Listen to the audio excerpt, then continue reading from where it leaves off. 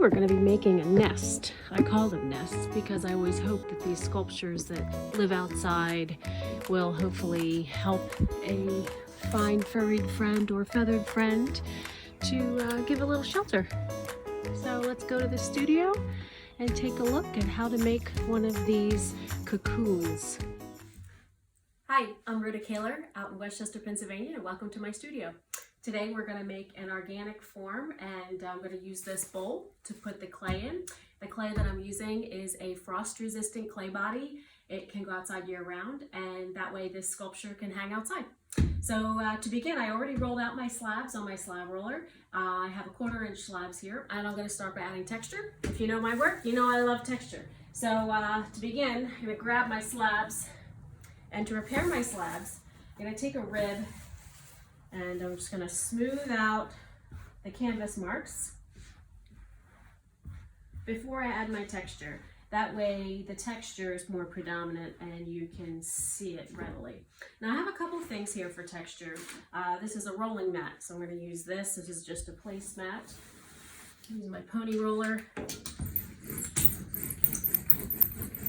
I'm going to mix up the texture and vary it throughout the entire piece. I don't know if you can see that up on the camera. I also have some texture rollers. I'm going to overlap. I'm also going to use some found objects. These are some screws, some nuts, and some bolts to create texture. This is great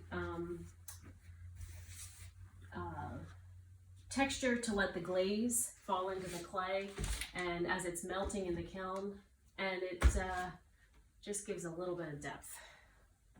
So I also keep my texture. I have a flat file right below me. So I'm going to grab some texture to show you my secret stash. I'm kind of a collector. I'll say that's a nicer word than hoarder. But I have all these wonderful, if you can see up there, these objects. I have a horseshoe from a commission. I have a Matchbox car. It's just loaded found objects, things that I find that I give a second use for. I'm going to grab a washer, and I'm going to grab this little guy here. And then I also have textures that I made out of press molds, things that, you know, this is a Liberty Bell, and I made this stamp walking down the street in Philadelphia with a chunk of clay. These are stamps. This is from I can't remember what this is from, but somebody gave me this texture that I pushed the clay into, so I'm going to use this one too. Even a flattened soda can works great. So I'm going to grab this, and I'm going to rock some texture on here. I'm just going to mix it up. Lots of dots. And so I tie a little string onto these washers so I can lift it up like that. Even a golf tee makes a great texture. I have some netting here. Hold this. This is going to be a circular theme on this piece.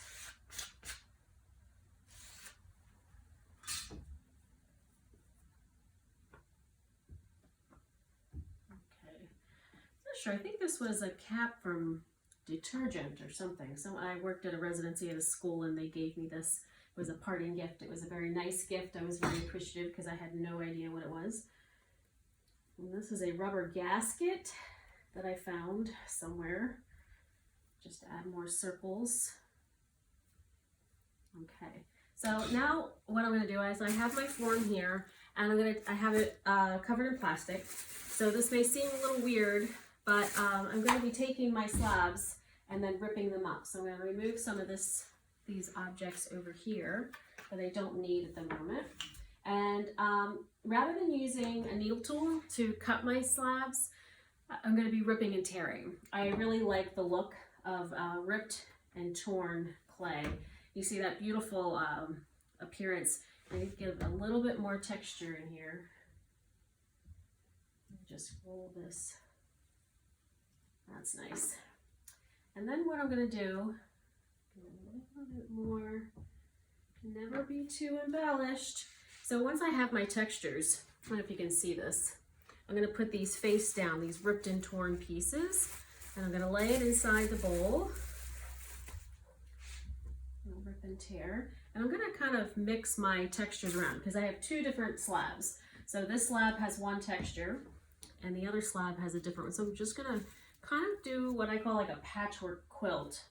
And I'm ripping and tearing. I'm not worrying too much about where the designs are going. What I am concerned about is this upper edge because I wanna have all my ripped edges.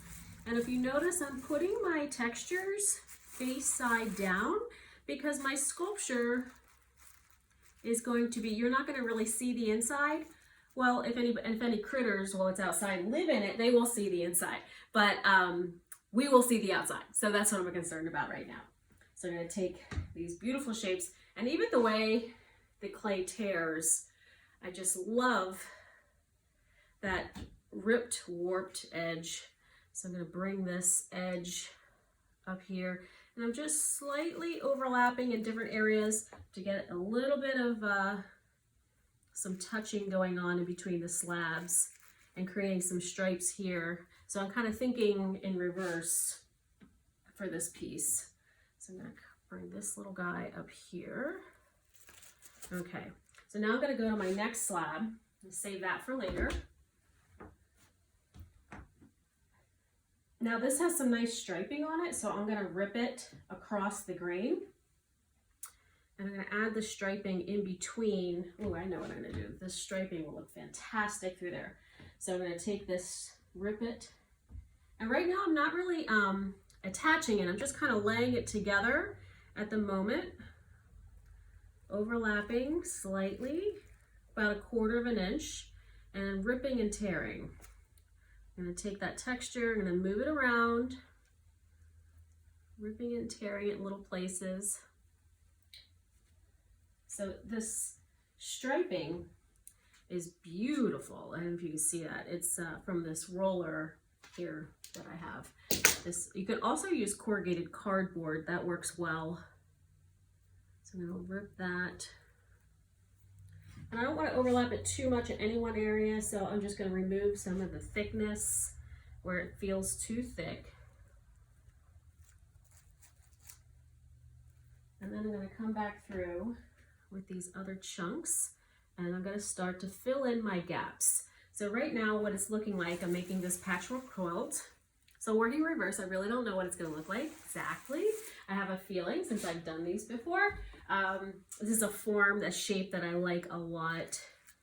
And once I have some just little tiny openings, those are going to be my sweet spots. And I'll show you what I mean by sweet spots. So I'm going to take this little guy, fill it in here, and add this just to fill up all my space.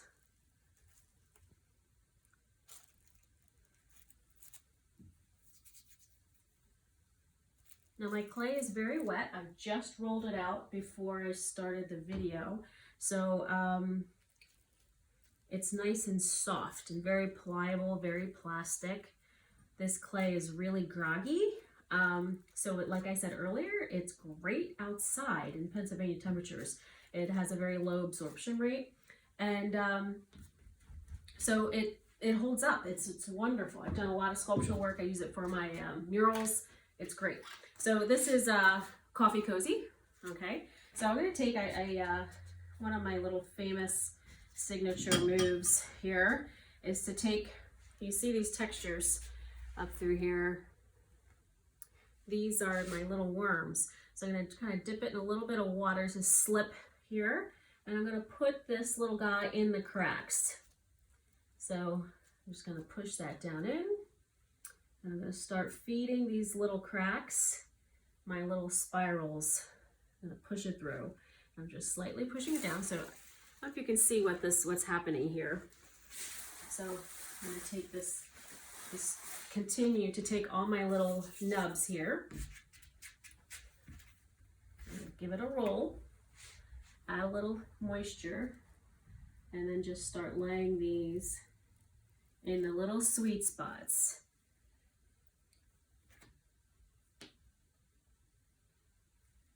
Adding getting some larger slabs. I've been stamping these little balls in here. Add a little water. Putting those in. And these ripped and torn, these edges here, I'm going to add another texture on top. They have such a beautiful organic quality to them that I just am in love with. Right now, I am enjoying nature so much. I've been going for a lot of walks and enjoying the wildlife, and I'm hoping when I put this sculpture outside, maybe something will move in. It's always bonus if an animal can use it for shelter. Okay, so I'm almost filled. I've got a great little area right here. So I'm going to use one of these, this texture here. Upside down, putting it in place, just overlapping a little bit, ripping off the extra, putting that in there. I'm going to overlap this. Okay, so now I have it basically full. However, I have these tiny little holes, just in little cracks. So I'm going to take little balls of clay, fill the holes. If they're big enough to see a texture, I'm going to stamp a texture on here because I love that corrugated cardboard. And what I like about this method that I started doing, it kind of creates some consistency because you see the same textures repeated.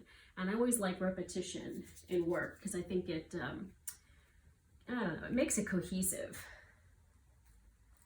Okay, a couple more here. So I'm going to roll out some coils, drop those down in just to add some strength to some of these areas. All right, some more clay. I'm going to give this a little roll. I'm going to put that in the water right up here on the edge. That's going to be a fun little detail. Oh, there we go. Some more spots.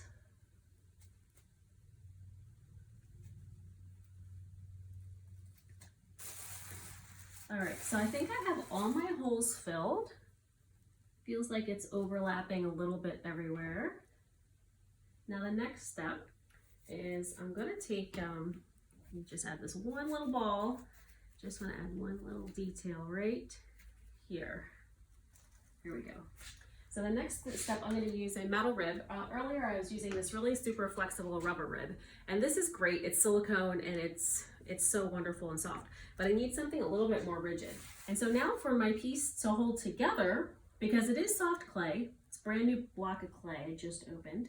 So it's soft enough to hold itself together, and I didn't really slip and score to hold it together. So what I'm going to do is I'm going to blend it, weld it together by taking this rib and just kind of buttering this like so. Now that's also flattening it just a little bit on the back, but not that much. You'll still see the texture. And what you want to do is blend it to all the neighbors. So it's kind of like each neighboring piece of clay is getting attached. If you find any holes, then you can fill that in.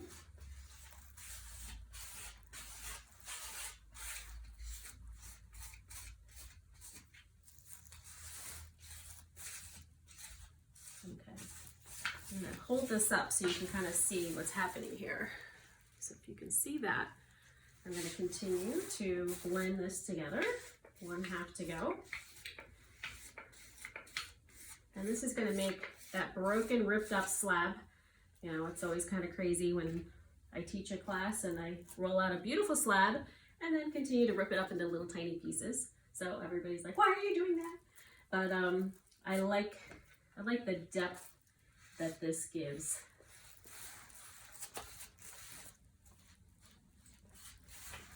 Okay, we're almost done. Now, I spoke about nature. I'm so loving our birds right now, and everybody's looking around for a nest. So, not that this is a birdhouse, but I'm going to put a little shelf in here before I take it out of the form. And we're going to take it out of the form while it's still wet, because that way I can mold it. It's still plastic enough and it won't crack. Okay. Now, I'm going to take, just to add a little texture to the inside. This is a notched rib, so I don't know if you can see this one. So I'm going to do some swirls on the inside. Not that you're really going to see it, but you might get a little glimpse. I think it might add a little fun texture.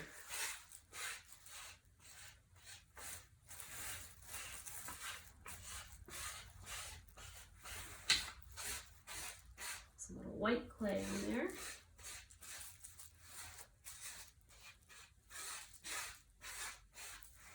Okay.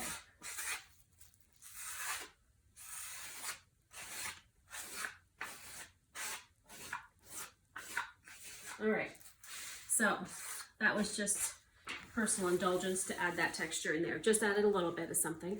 So now what I'm going to do is I'm going to take a little slab of clay and just make a little bit of a, let's see, where do I want to fold this? Because what I'm going to be doing is taking this out and bending the form and manipulating this circle into an oval.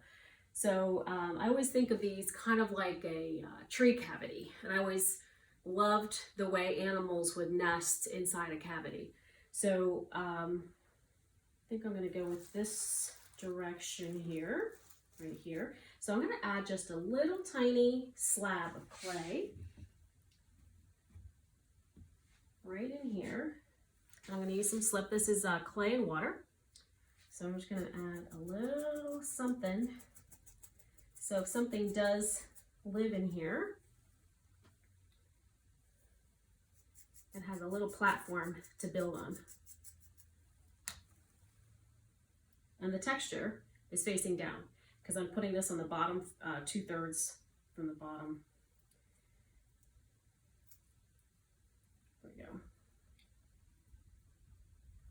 Let's just give the birdies something pretty to look at. I'm just going to do a little something fun here for them.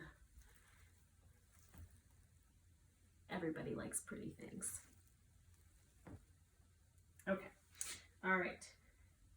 So I'm going to leave that flexible, give it a little bit of a curve. Let's give a little more roll. Dip that in here. Kind of, it looks like a worm. I'm just going to dance him up the back wall because you might get a glimpse of that.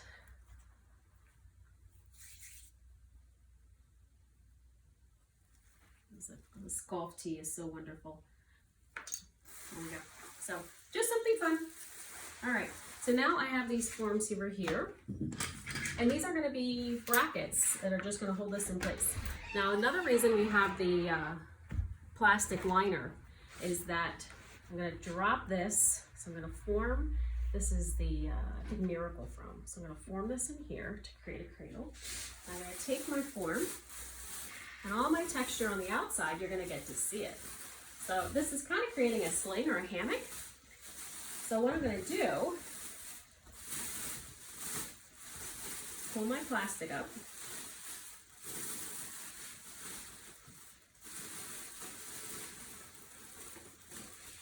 You see the form happening? There we go. All right, so I'm going to open this up. I'm going to release my form a little bit. Now I have my cavernous cocoon here. I'm going to open up and slide my form back. Perfect. And then I'm going to take some foam batting or some newspaper and stuff it inside to lift up my form so it's not so round. So let me grab my batting. Okay, so I have my batting here and had to go grab that, and I'm going to tuck the batting to hold this up to keep my form from slouching because it is soft clay, and then I can manipulate this to get it to be the form that I want it to be. And we're going to let this dry, and then I'm going to fire it in the kiln.